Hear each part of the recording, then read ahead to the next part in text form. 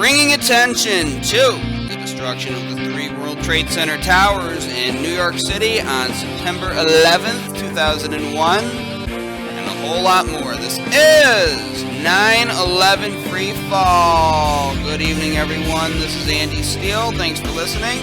Tonight, I am happy to play my latest interview with Richard Gage. He's the founder and CEO of Architects and Engineers for 9/11 Truth.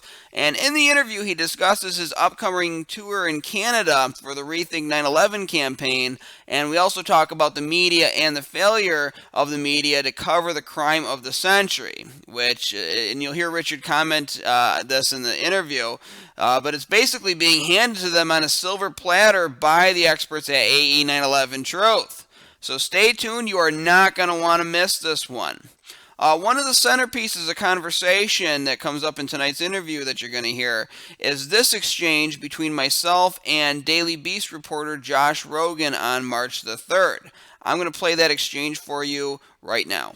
But the game's not over yet. We're really in the first inning of what could be a very, very long match. Alan joins us from Outer Lake, New York. He's on our independent line. Good morning. Thank you. At first, a comment and a question. Stick with me here. I'll get to the point. George Orwell, he wrote that real freedom is being able to say that 2 + 2 = 4. And, of course, this was in his fiction book, 1984, where the government was trying to get the main character to deny math reality by saying it equals 5. And in real life, we have a similar situation in that the government and corporate media are telling the public that the laws of physics have no credibility when, in fact, physics laws are well established and have more credibility to most people than the media and the government do now. So my question is, how bad do things have to get here in the post-9/11 world before the media realizes that it's time to stop name-calling people who talk about Building 7's 105 feet of free fall and its controlled demolition on 9/11 and actually do their jobs by using their platforms to write about this very real and important issue? Okay, I'm in the media and I work for a corporation, but I can tell you that that corporation doesn't influence my reporting. They really just leave me alone and let me do what I want. So I think there's a lot of, sort of like breathy talk about sort of, media influence and conspiracy with the government. Some of it's based in a couple of bad examples of where that's happened. The point here is that the official story of the events of 9/11 has been well hashed over the last 12 years. There are certainly some discrepancies, but overall, we're not here to litigate what happened on that tragic day. I would just say that, the history books will have to tackle that one, and I encourage you to, research it yourself. Hillside, New Jersey. Michael joins us. I love how Pedro, the host there, saves him at the end. But in that answer from Josh Rogan, he essentially abdicates his responsibility as a reporter. All right? It is not his job to litigate what happened on 9/11. It's up to the history books. It's up to me. Me, Andy Steele, calling in, or Alan, the pseudonym that I called in under. But that is a perfect illustration of the situation that we are facing right now. That right there. Reporters who don't really think it's their job to report or to report on anything that is really important. And yes, they'll tell you that the topics they cover are important because they'll repeat White House talking points. They'll repeat the same trash that you hear on the television set, but they won't dig deeper. They won't do real journalism. And I don't know much about Josh Rogan or what he's covered in his career, but judging from his answers, not just in this exchange, he's been questioned about Building 7 before. You'll see him in one of the other compilation videos that I've put out in the past, where he says it's going to be one of those mysteries of history. Well, yeah, it's going to be a mystery of history because of people like you. And see, this is why folks like him are being invited onto the television shows and given all this time to talk, because when they talk, they're not going to say much. They're not going to share any real information other than the information that the establishment, the machine, whatever you want to call it, this big ugly thing that seems to have taken our country over, they're not going to put out any information other than what that entity wants them to put out. All right, and they know this because their careers would be threatened. Yeah, they don't. His bosses don't tell him what to write as long as he stays within the boxes that have been created for them. All right, as long as he stays within the perimeters that have been built, the fence that's been built around the little jail yard that our media is trapped in.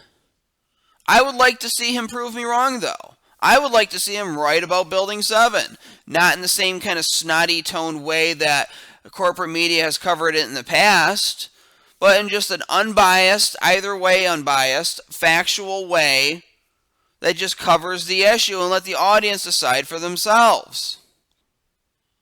Now, I want to make sure I get a chance to play this here.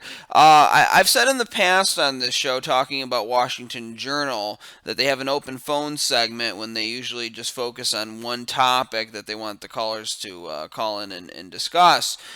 Usually it's just some kind of mundane chit-chat topic for the day, focusing on the minutia of politics. And I've always said, call in and give one line about their chit-chat topic, but include Building 7 at the end of it. Now, this particular date was February the 18th. They were talking something about bicycles. And Joe from California decided to call in. Now, is it possible to mix the topic of bicycles with Building 7? Well, let's listen to Joe show us how it's done. Issue for at least the next few days. Vice President Joe Biden is going to travel to Illinois on Wednesday to call for more infrastructure spending as the bill's anniversary is marked this week. So talking about that federal stimulus package. But we're talking about possible federal funding for bicycle commuting. I want to get your thoughts and want to hear what's happening in your neighborhood around the country. Joseph is up next, calling in from California on our line for Independence. Joseph, good morning. Good morning. I just want to say that bicycling is the most inexpensive means of transportation that there is. So I'd like to put that in there. I'd also like to ask you, have you been threatened about building number 7 so that you won't talk about it? No, Joseph, but we're going to stick to bicycle commuting and keep the conspiracy theories for another day. And let's go to Richard in Lynchburg, Virginia, on our line for Republicans. Richard, good morning. I love it. And then John McArdle uses his customary line about conspiracy theories. That's just his cue to the audience to turn their brains off and not pay attention to the caller. But right there, Joe was a perfect example of how to do it. So, Joe, you are the man. Thank you for doing that. And it was factual, too. Bicycles are one of the most inexpensive means of travel that there are. All right, before I play my interview with Richard Gage, we're going to do what we do every week. We're going to take 10 seconds of silence to remember the victims of 9/11 and their families and all the people who have died in the wars that followed 9/11. We're going to do that starting now.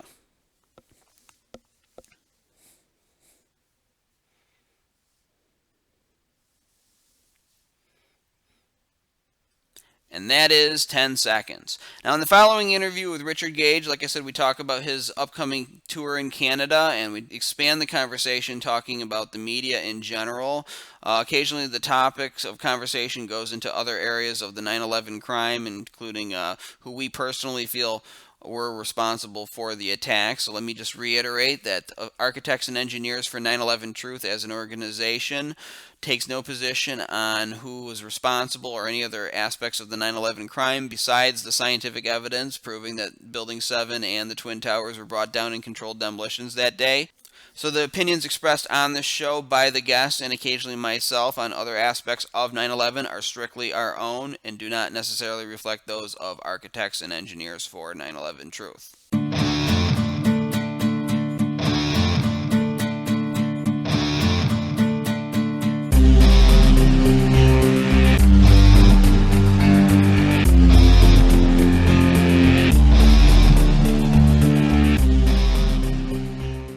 Richard Gage AIA is a San Francisco Bay Area architect, and he's founder and CEO of Architects and Engineers for 9/11 Truth.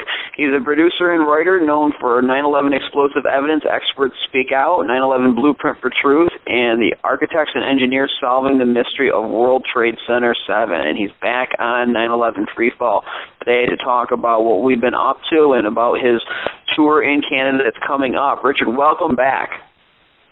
Thank you, Andy. It's always an honor to be on your show. Now, for our audience, and I always like to take into account folks who may be coming across this information for the first time, hearing this program for the first time, but may have never even heard of Architects and Engineers for 9/11 Truth. Briefly tell our audience about yourself, about Architects and Engineers for 9/11 Truth, its mission, and really what all of this is about. Well, I've been an architect for 26 years or so, and I've never heard of a high-rise building coming down due to fire, and so I was woken up pretty hard on by listening to a radio show in which David Ray Griffin was a guest in Berkeley on KPFA radio, in which I heard evidence that a third skyscraper came down on 9/11 due to, at the time, they didn't really know what it was because they were still fumbling around with those reports. But eventually, normal office fires, and this skyscraper came down straight down into its own footprint just about, and at free fall acceleration.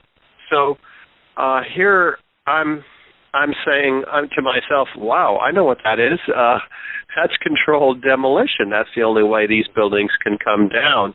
And yet we're being told by officials, NIST, the National Institute of Standards and Technology, that this building came down due to normal office fires. Eventually that was the reason. But we know otherwise. So here I am, a Reagan Republican, supporting the war in Iraq at the time, and I'm going, what is going on? And then to find out that we've been lied to also about the cause of destruction at the Twin Towers, which becomes very obvious when you look at the evidence there, which we're going to be talking a little bit about today. But I realized, my God, other architects and engineers have to know about this. So I started showing architects. Almost everyone I showed it to agreed with me. And I'm going, this is incredible. We've got to have architects and engineers for 9/11 Truth, because there were already lawyers for 9/11 Truth, scholars for 9/11 Truth, pilots for 9/11 Truth.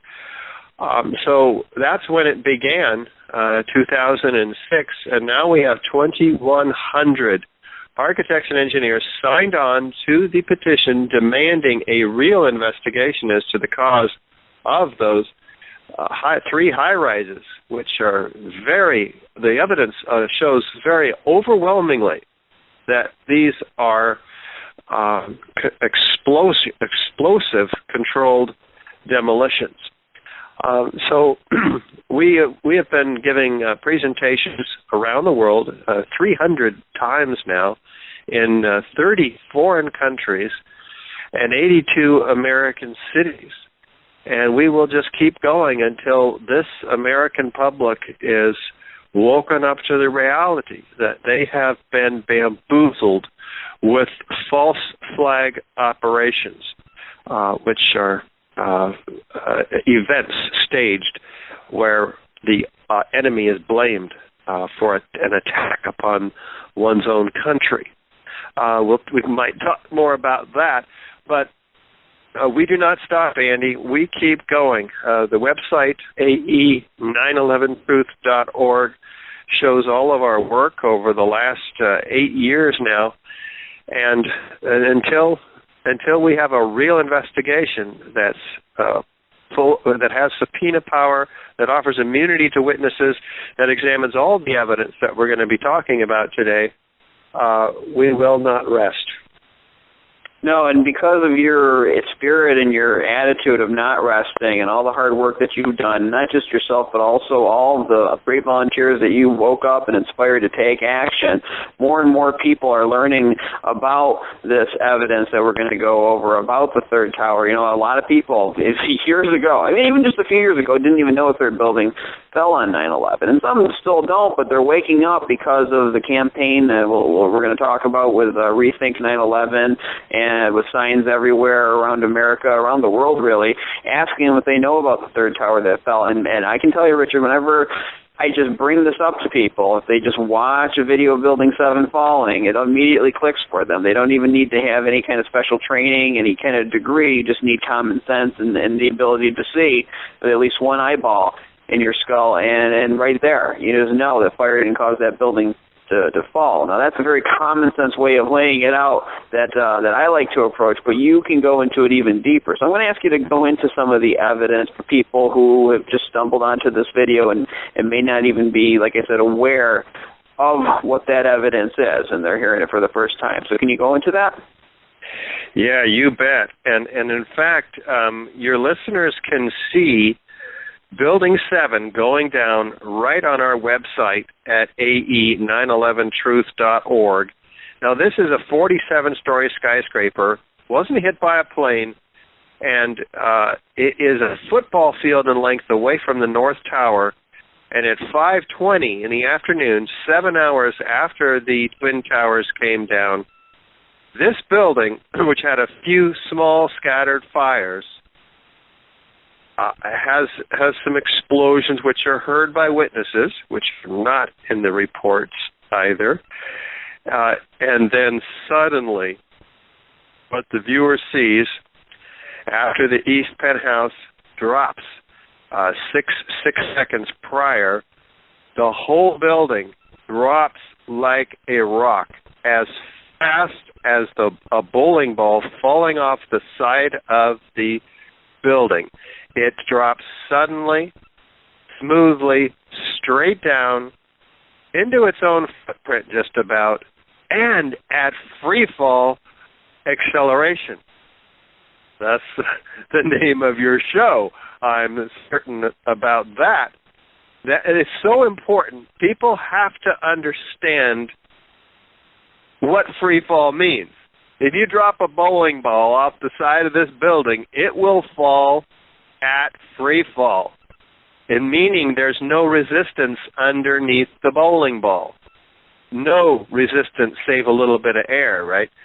So the building to drop at free fall for a third of its fall, its 7-second fall, this building has to, its 80 columns have to have been compromised all at once, suddenly, and synchronistically timed, floor by floor, within a split second of each other.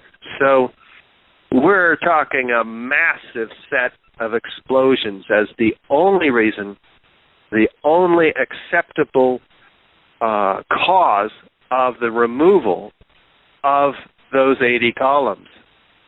There is no other.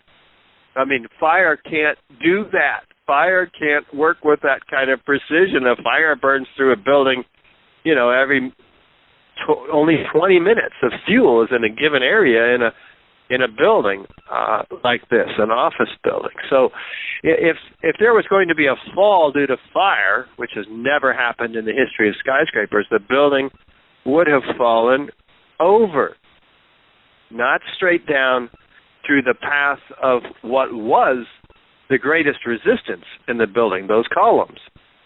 Okay, so I think your listeners get the point. This is crucial in and of itself, despite any other evidence, direct evidence for explosive destruction, and in fact it looks exactly like an explosive destruction like the old hotels in Las Vegas. It's just evident and immediate. And yet NIST, the National Institute of Standards and Technology, excluded the primary precedent for buildings coming down like this or at all, which is controlled demolition.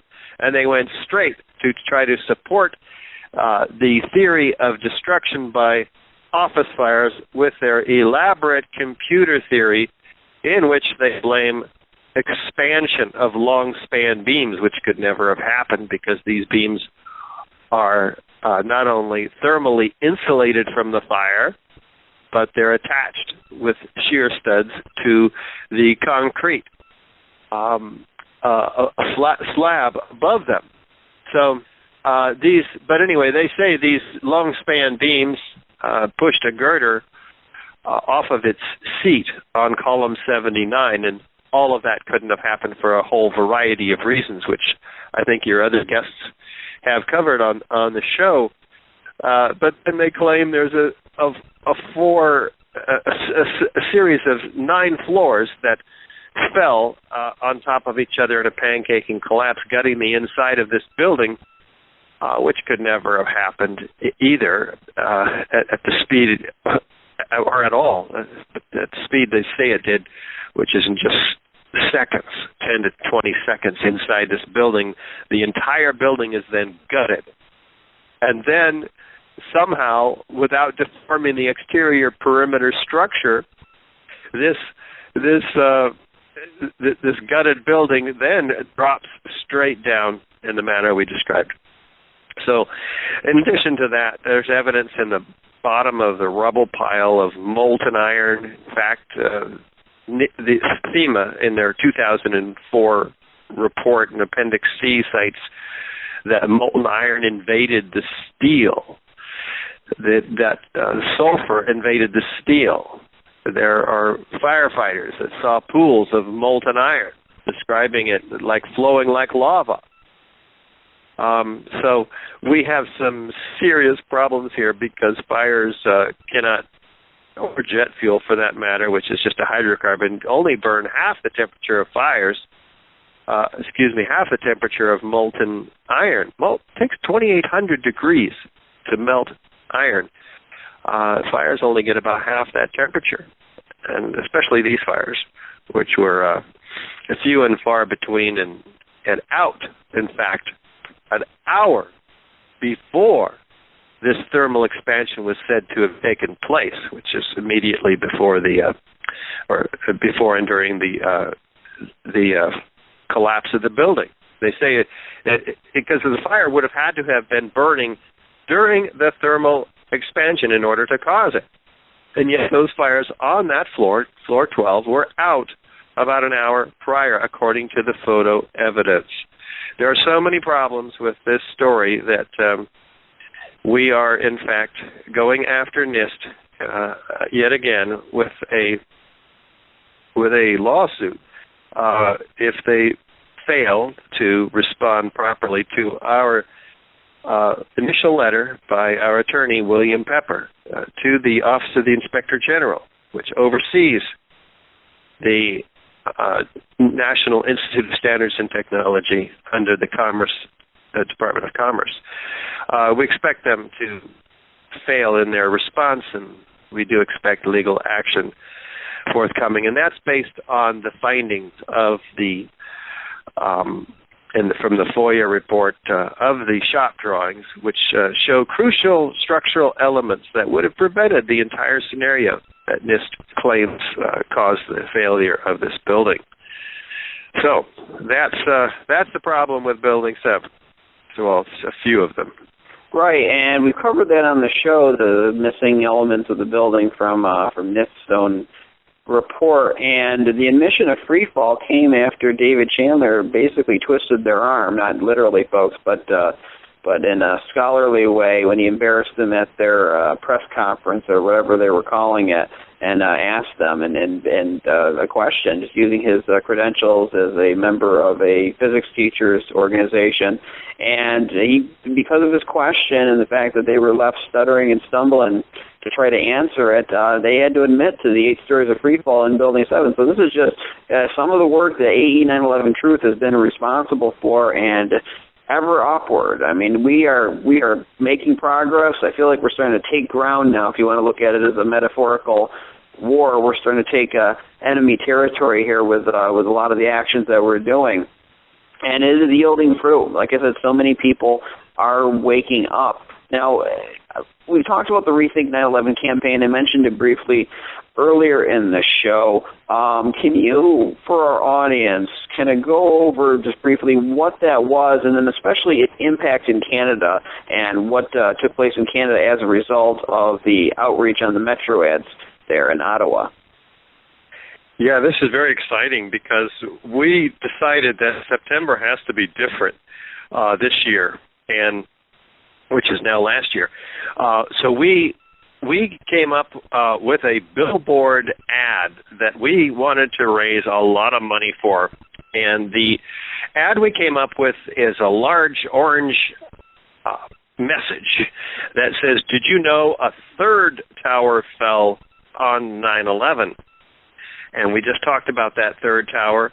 We focus on Building 7 because it doesn't have people don't have the baggage with Building 7 that they have with the Twin Towers. Everybody thinks they know how the Twin Towers came down, with the jet fuel and the planes. And they're traumatized also because of the events of that day. That's what they were aware of, and 3,000 people almost died in those towers. So let's just set that aside for a moment, was our thinking, and just focus on raising the American people to awareness of Building 7. So we were able to raise $400,000, and in 11 cities had a massive billboard campaign, including a 50-foot tall billboard in New York Times Square in New York. And this was extraordinary. We had a huge event there on September 11th with speakers like William Pepper, Cynthia McKinney, family members of 9/11, the victims. And it was extraordinary. We got a lot of press, not enough in the mainstream media, but a lot of attention. We were able to reinvigorate the 9/11 truth movement. And in Ottawa, what happened was we had buses with these ads in them, and it raised such a stir that the transportation board in Ottawa decided to meet and reevaluate their policy to see if these messages should be played because they're, quote, disturbing the families. Well, the families of the victims of 9/11 are the ones who started the 9/11 truth movement, and they're supporting us. They're in our DVD, which lays out all this evidence, by the way.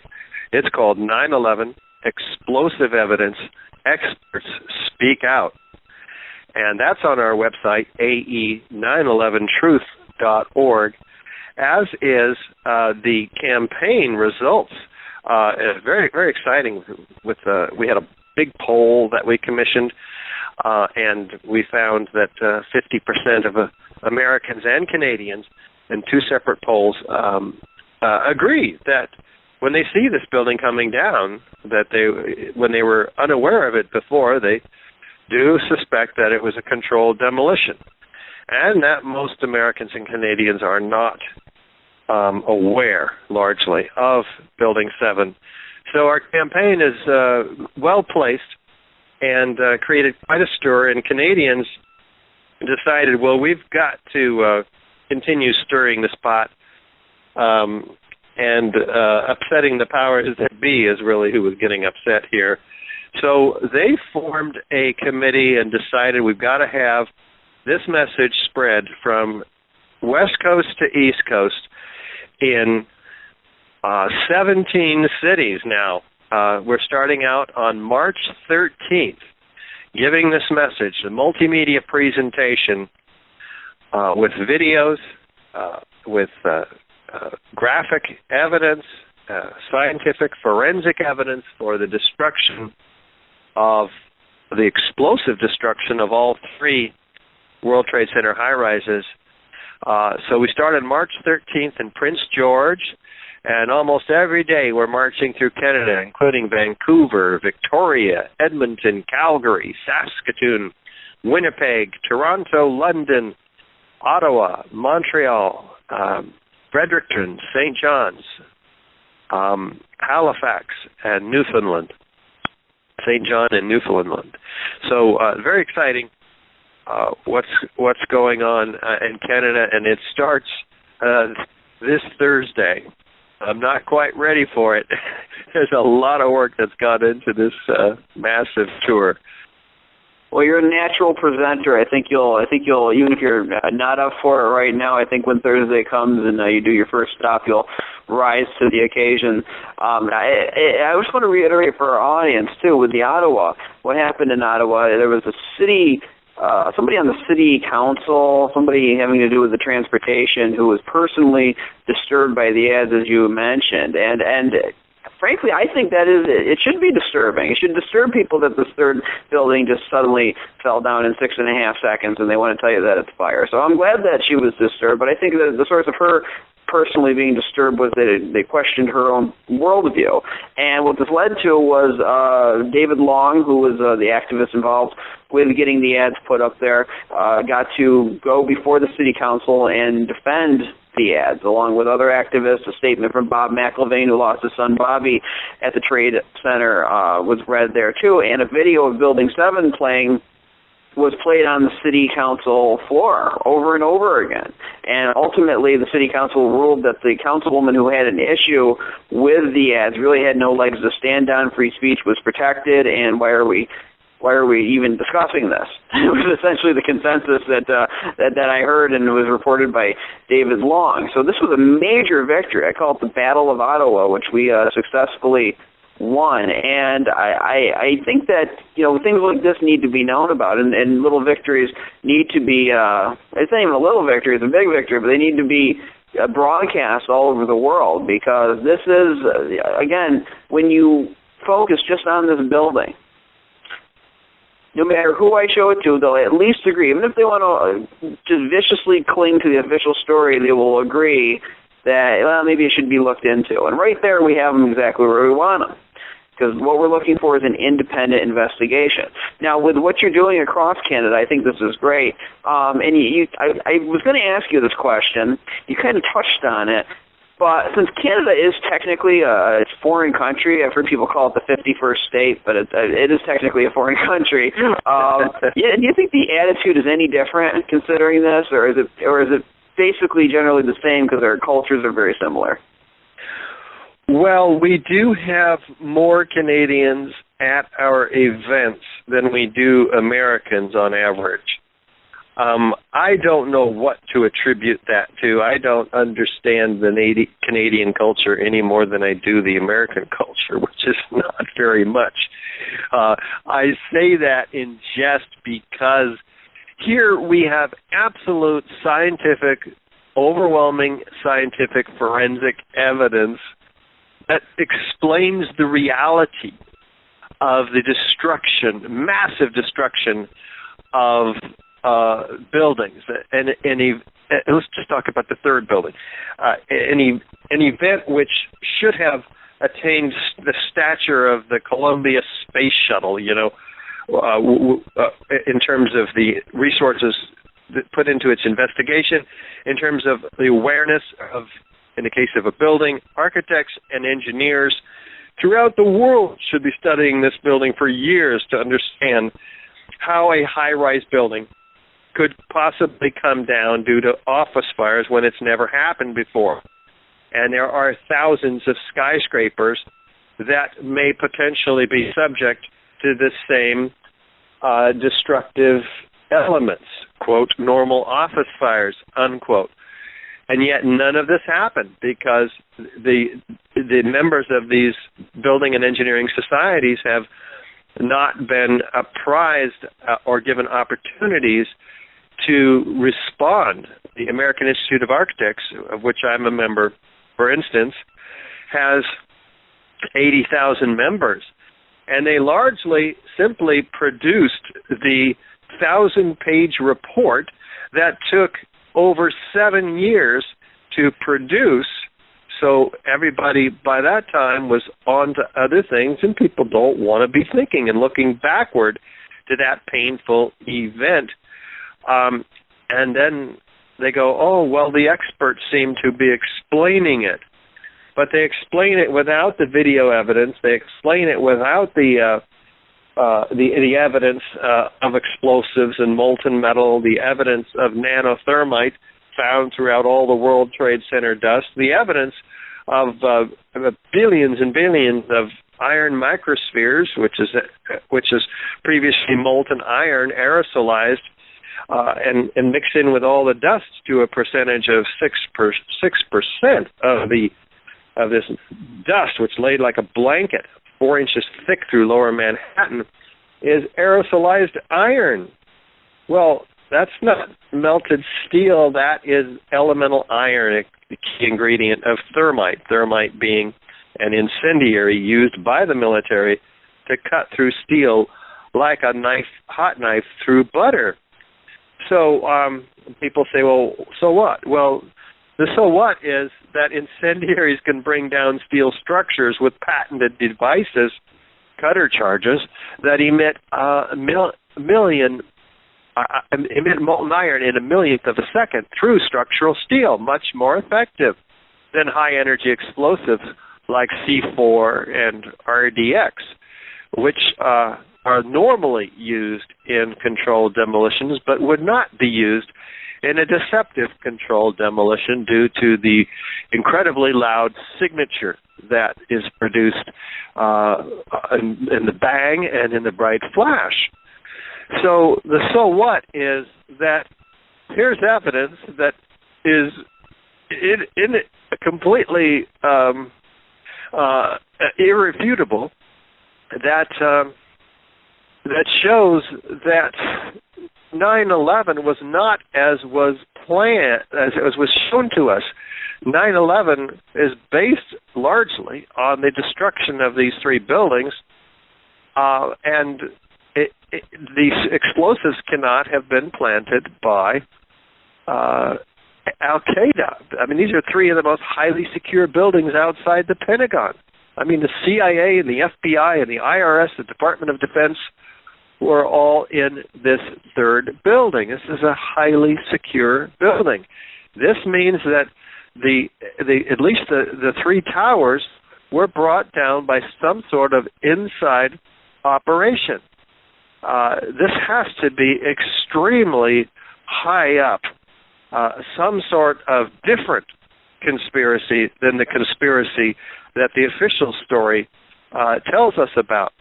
And in fact, the research and writings of David Ray Griffin and many others point out many of the troubling aspects of the official story and evidence that leads not to Al-Qaeda, but to many elements within and all the way up to the top or near the top of the chain of command in the U.S. So we have so many problems, Andy, that our slice of the pie at AE 911 Truth is very narrow because we're technical experts. We don't speculate on the rest of these elements, and we're able, therefore, to gain people's attention because we don't have a political agenda. We just have solid evidence that will enlighten anybody with an open mind. And we've found that most people actually don't have, well, most people have open minds. Once you can crack the door, they can actually take in rational scientific evidence. But cracking that door is proving to be difficult because people are preconditioned to call this a, quote, conspiracy theory, a term used to shut down the discussion.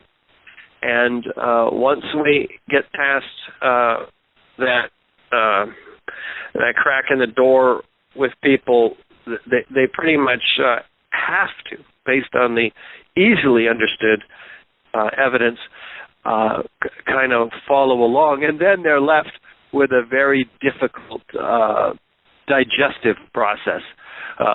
This doesn't go down easily even after it goes through the mind, because the mind accepts logic. But our worldview is more of an emotionally assembled self-identity.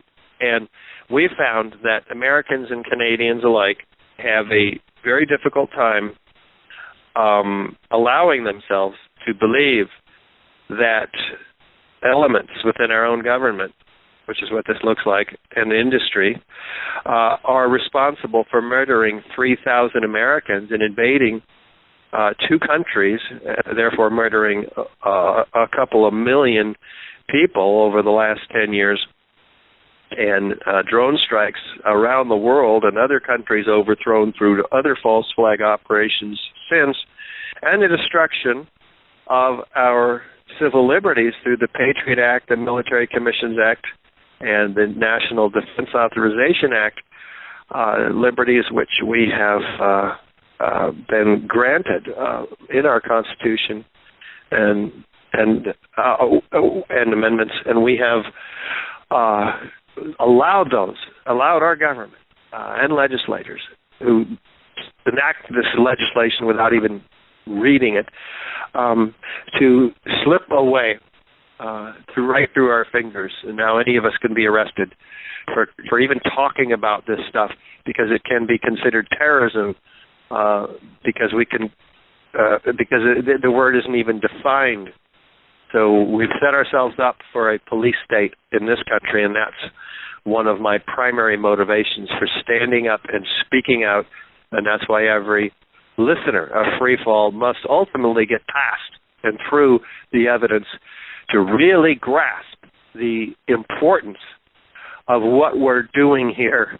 This isn't a group of technical building officials, representatives, professionals talking about steel and missing pieces of steel and what fires can and can't do to buildings or planes. This is about our country, which is at stake. Making me think here, and I want to get your take on this, and you probably haven't seen this yet, but Josh Rogan from the Daily Beast, he's been called twice on C-SPAN about World Trade Center 7, and why isn't the press covering it?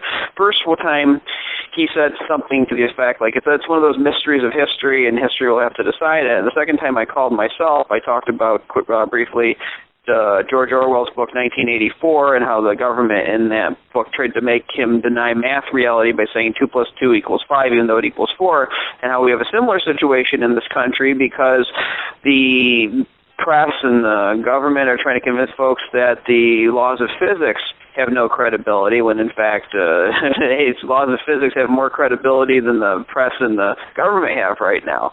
And his response, I mean, he wasn't rude about it, but essentially he said there's no conspiracy with government and media except when there is. Those are the cases where there have been. And more importantly, what I'd like you to comment on is he said it's not our job to litigate what happened on 9/11. Now, my own comments are that, what if they had taken that attitude during Watergate or Iran-Contra? And so, I find that very bizarre for someone in the press, for something that should be the story of the century, to take that attitude, well, it's not our job to figure out what happened. Can you comment on that, that notion that it's not the press's job to litigate what happened on 9/11?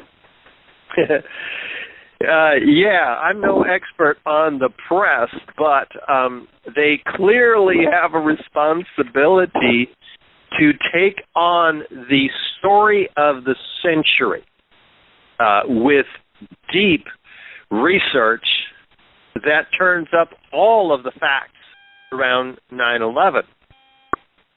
We have handed it to them on a silver platter. And I'm talking about the entire 9/11 truth movement, who have done the research that the mainstream media will not do, or they get fired doing it, and they join the 9/11 truth movement as dissidents and become a part of their own alternative media, like Ben Swan, like Andy Steele, like Sibel Edmonds, Boiling Frogs, and they fight against a highly controlled media. In fact, 90% of the mainstream media, as I've been led to understand, is controlled by just 6 corporations. And the Project Censored in Sonoma County, Sonoma State University, has uncovered an interlocking network of boards of directors that finds who are the people that control those 6 corporations. And in fact, it turns out to be the same people who control the arms industry corporations in the banking industry, the oil industry, the insurance industry, all of whom profited enormously from 9/11. Of course, the media being very profitable, of course, as well. So this cannot be, well, this may explain the phenomena you're describing. It's not our job to look at the evidence. In fact, it's not just the media. Intellectuals are doing the same thing. Noam Chomsky is a most recent egregious example of self-censoring intellectuals who, prior to 9/11, seemed to have been doing a decent job, well, with some notable exceptions, like his work on John F. Kennedy assassination. But here he's saying, I don't need to look at the evidence. That's beneath me. They should be submitting peer-reviewed papers. Well, we've submitted a dozen peer-reviewed papers. One in particular points to it's a 24-page paper in the Bentham Open Chemical Physics Journal, which proves that there was nanothermite, a very high-tech form of thermite, found in all the World Trade Center dust samples that were independently collected and tested. And, I mean, we're talking iron oxide and aluminum powder at the nanoscale mixed in the perfect percentage to become thermite in these small red-grade chips in all the World Trade Center dust samples, which, when they are ignited, produce the very same aerosolized iron that the USGS found comprised up to 6% of some of these dust samples, but were in all of these dust samples, so which they couldn't explain. So here's the explanation, and still the media won't pick it up. Still, Noam Chomsky won't address this simple issue of they just cannot or will not or have been paid not to go there. So that makes it very difficult for us truth seekers who are trying to educate others, because there are people in high places that will not speak or recognize or allow us a platform to speak the truth to their audiences. So we have our own radio station, thank God, and we have other radio stations in the alternative media that will. And so we're reaching more and more Americans. We're excited, actually, about in the last 3, 4, or 5 years, the receptivity to the American people to the truth about 9/11 is increasing. It is tangible. There is movement. At some point, it'll be like the 100th monkey concept. Eventually, it'll just turn, and there'll be a flash of awareness. The media will be forced to cover it. Our elected representatives will have to come out of hiding and denial and obfuscation and address the issue. We just don't know how long that might take. And going along with the tour in Canada and the press, what efforts are being made to reach out to the press in Canada so that they cover the tour, they cover the information that's being given at the tour? Well, all across Canada, there are press releases going to mainstream and alternative media. We had a full-page article and an ad in Common Ground magazine. We have the BBC that is being besieged to cover this cross-Canada tour. We did, last time we were in Canada, we had a number of radio interviews. I'm doing a radio interview about every day in different, in many of them in Canada, Canadian radio stations. So we're doing everything to get the word out. Activists are on the ground, passing out flyers in every one of these cities, putting up posters and putting flyers in cars, emailing friends. Facebook and websites are very active. People can go to Rethink911.ca. That stands for Canada. Rethink911.ca. and look at the tour schedule and learn more about the tour and about the Canadians who are putting it on. And that goes to show you how important local groups are. That's why you need to become a local contact for AE 911 Truth. I'm saying this to the audience so that when the time comes, if help is needed on the ground, you're right there to do it. Because, again, Richard is here giving you the evidence. We're doing stuff, but we need as many people on board, as many hands on deck as possible, because it is a metaphorical war for the hearts and minds of America. And they talk about, I was talking about Josh Rogan before and his sentiment that it's just going to be up for the history books. That basically we're just going to pass the buck onto the next generation when most of the people who lived it and experienced it are dead, and the post 9/11 world has run its course, and a disastrous course. If I want to insert my own opinion in here. So we can't let that sentiment carry us into the future. We have to not leave it up to the history books. We need the history to be written right now, that the people of America, people of Canada, people of the world stood up and said, no, you're not going to tell us that 2 + 2 = 5, it equals 4. And the laws of physics are real. They did apply on 9/11. Physics didn't stand down on 9/11.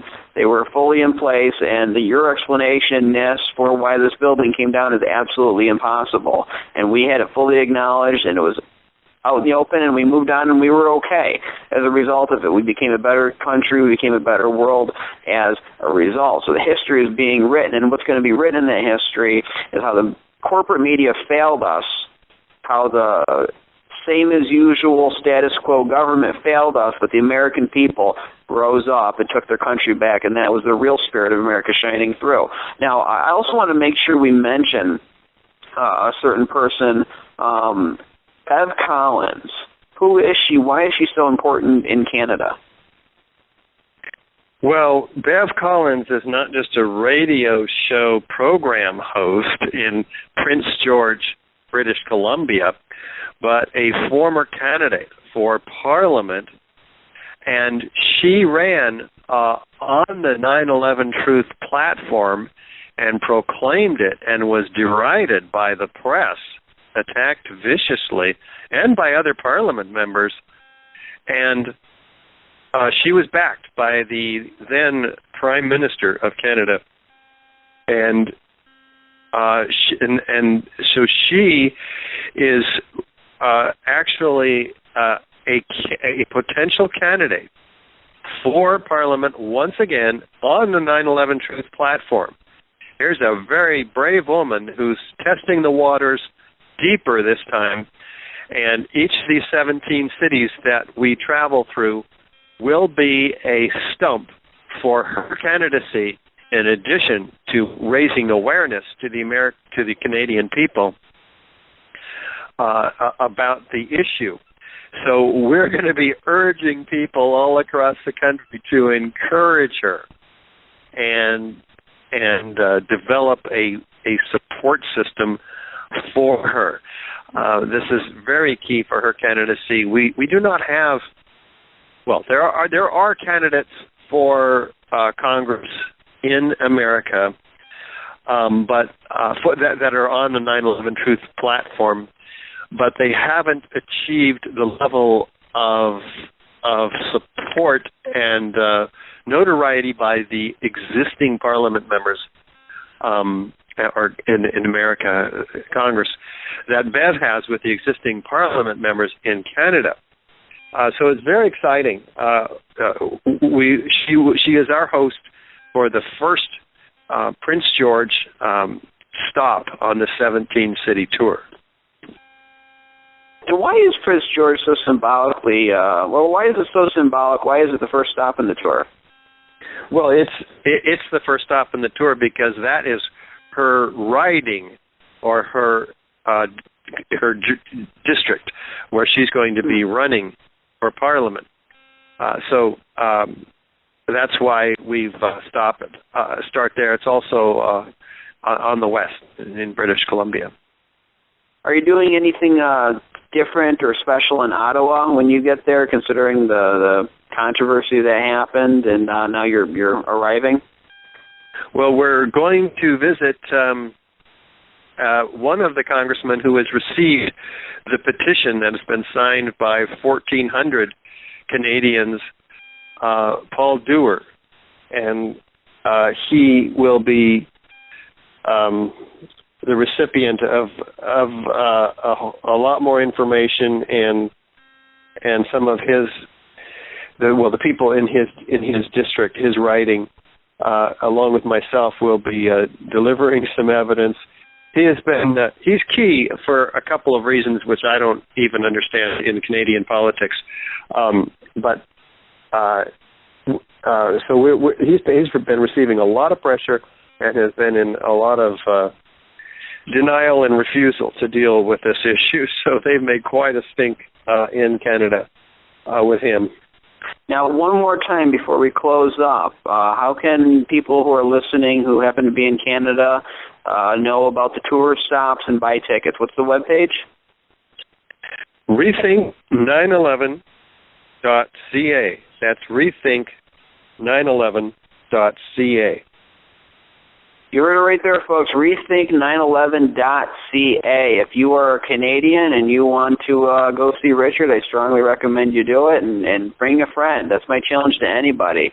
Don't just go yourself and then have be part of the choir being preached at, but bring somebody who may not be aware of this evidence or only has a minor association with it.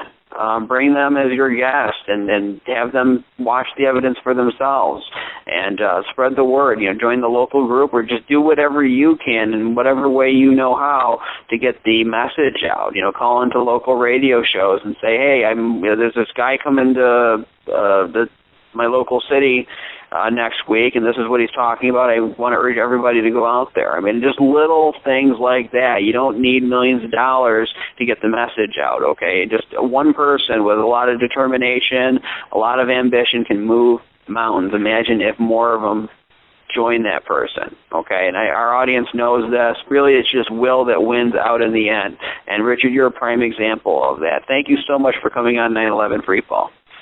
Thank you, Andy, and thank you for hosting such an incredible radio program. We're very, very proud of you here at AE 911 Truth, and we support you 100%. Thanks. Thanks for listening. Remember, you can hear this program every Thursday night at 10 p.m. Eastern, 7 p.m. Pacific on No Lies Radio. You can also download the show by going to 911freefall.com. This is Andy Steele saying have a great week and good luck.